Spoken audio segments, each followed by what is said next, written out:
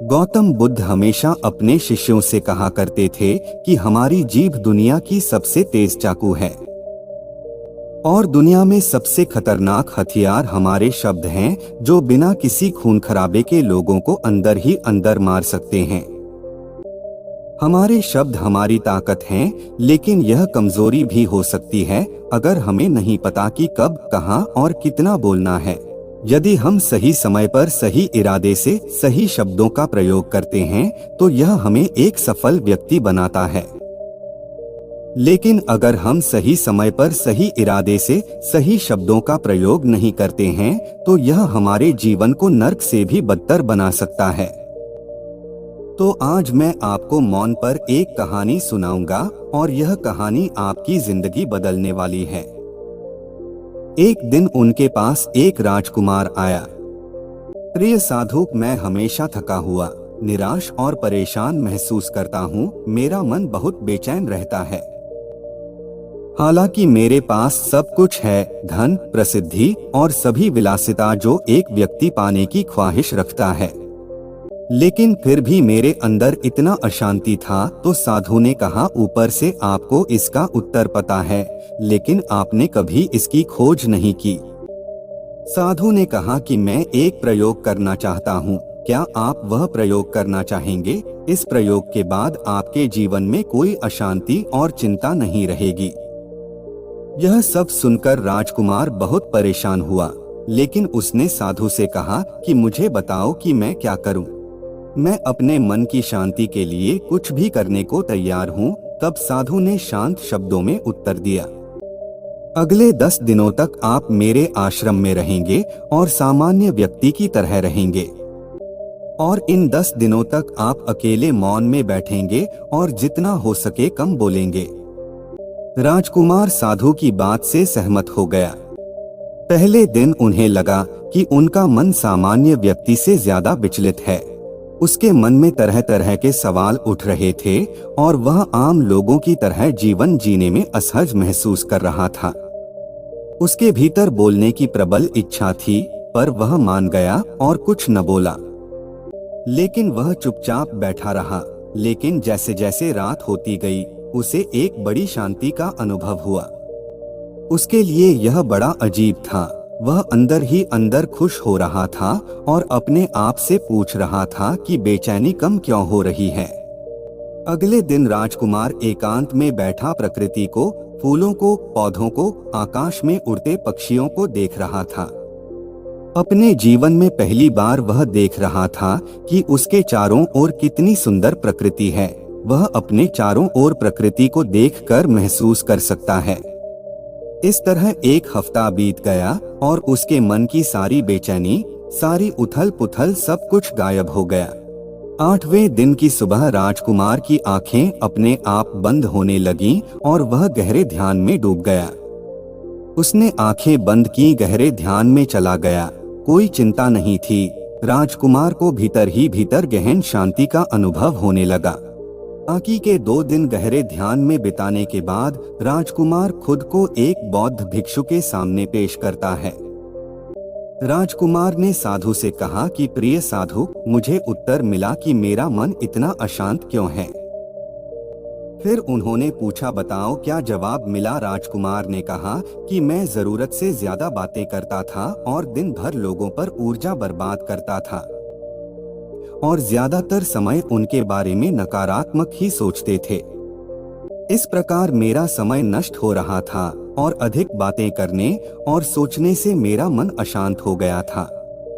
इस वजह से मैं कोई भी काम अच्छे से नहीं कर पाता था, जिसके कारण मैं लगभग हर काम में असफल होने लगा था और निरंतर असफलता ने मुझे और अधिक उदास और चिड़चिड़ा बना दिया और इसने मेरे जीवन को और नष्ट कर दिया।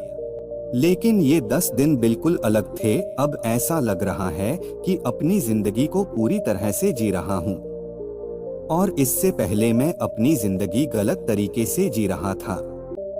मैंने यह भी सीखा कि हमें ध्यान करने की आवश्यकता नहीं है, ध्यान अपने आप हो जाता है। ध्यान में मैंने पहली बात यह सीखी कि किसी के जीवन में सबसे महत्वपूर्ण घटना स्वयं को जानना है। बौद्ध भिक्षु ने कहा कि आप ही नहीं, दुनिया में ज्यादातर लोग जरूरत से ज्यादा बोलते हैं। आज भी ज्यादातर लोग एक दूसरे को नीचा दिखाने के लिए ही बोलते हैं और अपना जीवन बर्बाद करते हैं। साधु ने राजकुमार को मौन रहने का महत्व समझाया और कहा कि एक बार शिष्य गौतम बुद्ध से पूछते हैं कि प्रिय बुद्ध, आप अधिकांश समय मौन क्यों रहते हैं? बुद्ध ने मौन रहकर कहा, मैं गहराई में मौन रहता हूँ। मौन स्वयं को जानने की पहली सीढ़ी है। यदि आप ऊबे नहीं हैं, तो स्वयं को जानना असंभव है। स्वयं को जानने की पहली सीढ़ी मौन है। जितना जरूरी हो उतना ही बोलें और बोलना बंद कर दें और आप यहाँ पाएंगे कि 90% बोलना हानिकारक होता है। नहीं बोलते तो अच्छा था।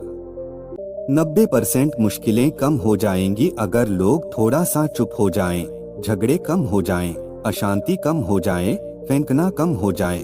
दुनिया में बहुत सारी मुसीबतें सिर्फ बोलने से पैदा हो जाती हैं। जो लोग बहुत अधिक बातें करते हैं, उनमें किसी एक कार्य पर ध्यान केंद्रित करने की क्षमता नहीं होती है, इसलिए वे अपने किसी भी लक्ष्य पर पूरी तरह से केंद्रित नहीं होते हैं। यदि हम जीवन की सच्चाई को नहीं समझ पाते हैं और न ही कभी मनचाही सफलता प्राप्त कर पाते हैं। इसके अलावा आपने देखा होगा, जो लोग अक्सर लोगों के बीच हंसी का पात्र बन जाते हैं और जो कम बोलते हैं और अपनी बात पर टिके रहते हैं, उन्हें सम्मान मिलता है। लोग जो कहते हैं उसे सुनते हैं और विश्वास करते हैं और उनके विचारों के बारे में उनका मन बेचैन रहता है। शोर से भरा हुआ अशांत मन वाला व्यक्ति जीवन में किसी भी कार्य में सफल नहीं हो पाता, क्योंकि उसका किसी भी कार्य में मन नहीं लगता। अगर कोई व्यक्ति जानता है कि उसे कब, कहां और क्या कहना है, तो वह वास्तव में बहुत बुद्धिमान है। और ऐसा व्यक्ति जहां भी जाता है, आकर्षण का केंद्र बन जाता है और जो कुछ भी करता है उसमें सफल हो जाता है। यदि हम महान व्यक्ति के व्यक्तित्व को देखें तो पता चलेगा कि वह कम बोलते हैं और कम से कम शब्दों में अपनी बात समाप्त करते हैं। वह बोलने से पहले गहराई से सोचता है कि उसे क्या कहना है। लेकिन जो लोग अधिक बोलते हैं, वे भी कई बार झूठ बोलते हैं और अपनी बातों से दूसरों के दिमाग पर कचरा डालते रहते हैं। हमारे भारतीय उपनिषदों में कहा गया है कि हमारे वचन ही वास्तविक धर्म हो सकते हैं। मौन से धैर्य आता है, धैर्य से ध्यान आता है और ध्यान से व्यक्ति अपने जीवन के प्रति जागरूक हो जाता है। इसलिए अगर हम ज्यादा बात करते हैं तो हम उस चुप्पी को खो देते हैं जो मन की शांति का पहला स्थान है। दोस्तों, आज से हम भी मौन का अभ्यास करते हैं। यदि हम भी ऐसा ही बोलते हैं तो यह आवश्यक है और हम कम से कम शब्दों में अपनी बात समाप्त करने का प्रयास करेंगे और यदि संभव हो तो प्रतिदिन कम से कम 30 मिनट एकांत में शांत बैठने का प्रयास करेंगे और मेरे पास पूर्ण विश्वास हम सब में एक सकारात्मक बदलाव अवश्य आएगा। इसी के साथ हम इस वीडियो को समाप्त करते हैं।